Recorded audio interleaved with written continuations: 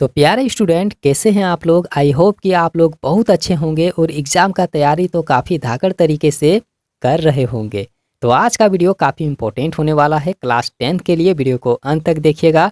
और अभी मैं आप लोगों को साइंस का जो चैप्टर 5 है, तत्वों के आवर्त वर्गीकरण, इसके जितने सारे इंपॉर्टेंट क्वेश्चन हैं जो परीक्षा से रिलेटेड हैं, जो परीक्षा में आ सकता है, हर एक प्रश्न को अभी मैं एक एक करके आप लोगों को बताने वाला हूँ। तो वीडियो अंत तक देखिएगा, क्योंकि वीडियो के अंत में मैं आप लोगों को एक ऐसा ट्रिक बताऊंगा जो एग्ज़ाम के लिए काफ़ी मददगार होगा और आप लोगों को काफ़ी हेल्प करेगा। तो वीडियो को अंत तक आप लोग ज़रूर देखिए और वह ट्रिक के बारे में भी आप लोग सीख लीजिए कि कैसा ट्रिक है, एग्ज़ाम में किस तरीके से ऑप्शन को टिक लगाना चाहिए। ठीक है, तो बिल्कुल भी देखिए।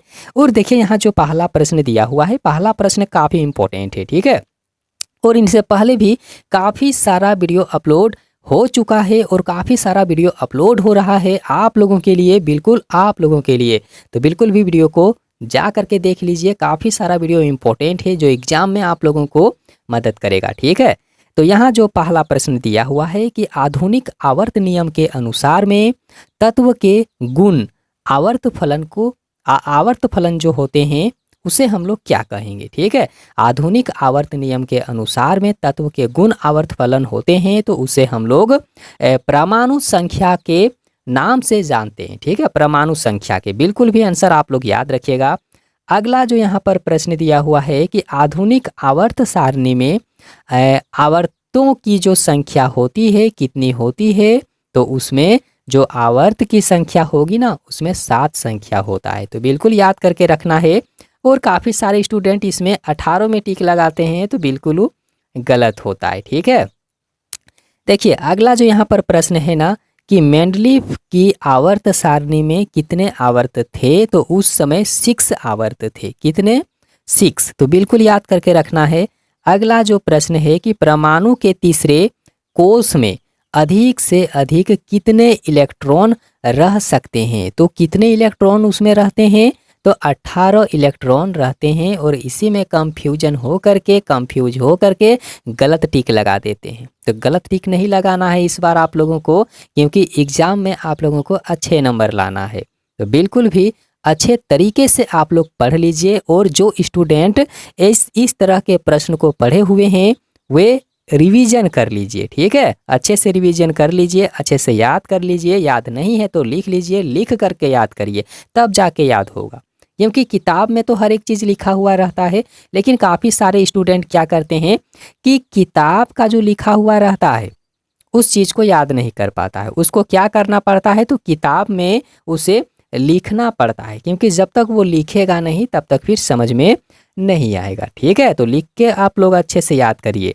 अगला जो यहाँ पर है ना 5 नंबर का प्रश्न कि आधुनिक आवर्त सारणी में तत्वों के वर्गीकरण का जो आधार था उसका आधार क्या था, तो देखिए जो आधुनिक आवर्त सारणी है ना, तत्वों के वर्गीकरण के आधार पर उसे परमाणु संख्या के रूप में रखा गया था। किसमें, तो परमाणु संख्या। ये चीज़ आप लोगों को जो है ना याद करके रखना है। अगला देखिए जो यहाँ पर 6 नंबर का प्रश्न दिया हुआ है कि अष्टक सिद्धांत का प्रतिपादन किसके या फिर किसके द्वारा दिया गया था, या फिर किसने किया था। ठीक है, तो यहाँ पर देख लेना है। 4 ऑप्शन आप लोगों को एग्जाम में मिलेगा। ठीक है, अगर यह प्रश्न एग्जाम में आता है तो बिल्कुल भी 4 ऑप्शन मिलेगा। ऑप्शन चेंज हो सकता है लेकिन आंसर कभी चेंज नहीं होगा। आंसर अच्छे से याद करके रखिएगा कि इसका आंसर क्या होगा।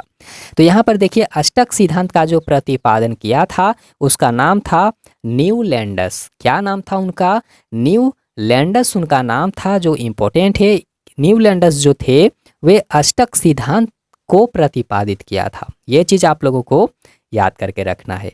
आगे देखिए जो यहाँ पर 7 नंबर का प्रश्न दिया हुआ है कि आवर्त सारणी के वर्ग जो 17 के तत्व कहलाते थे उसे हम लोग किस नाम से जानेंगे, तो उसे हेलोजन के नाम से जानेंगे। किससे? हेलोजन के नाम से। ठीक है, आगे देखिए ऑप्शन जो है ना, ऑप्शन को अच्छी तरह से आप लोगों को पढ़ना है। ठीक है, यहाँ पर देखिए जो 8 नंबर का प्रश्न है कि अक्रिय तत्व होते हैं। अक्रिय तत्व किसे कहेंगे, तो याद रखना है अक्रिय तत्व जो होते हैं उसे हम लोग He के नाम से जानते हैं। किसके नाम से? He के नाम से जानते हैं। जो इम्पोर्टेंट है अक्रिय गैस, अक्रिय तत्व, बिल्कुल भी याद करके रखना है।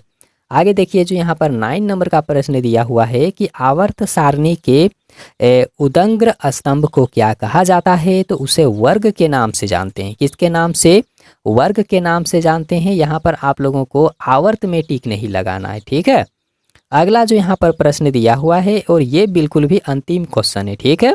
देखिए आवर्त सारणी के जो क्षैतिज कतार हैं, तो क्षैतिज कतार को क्या कहा जाता है, तो उसे आवर्त कहा जाता है। क्या कहा जाता है?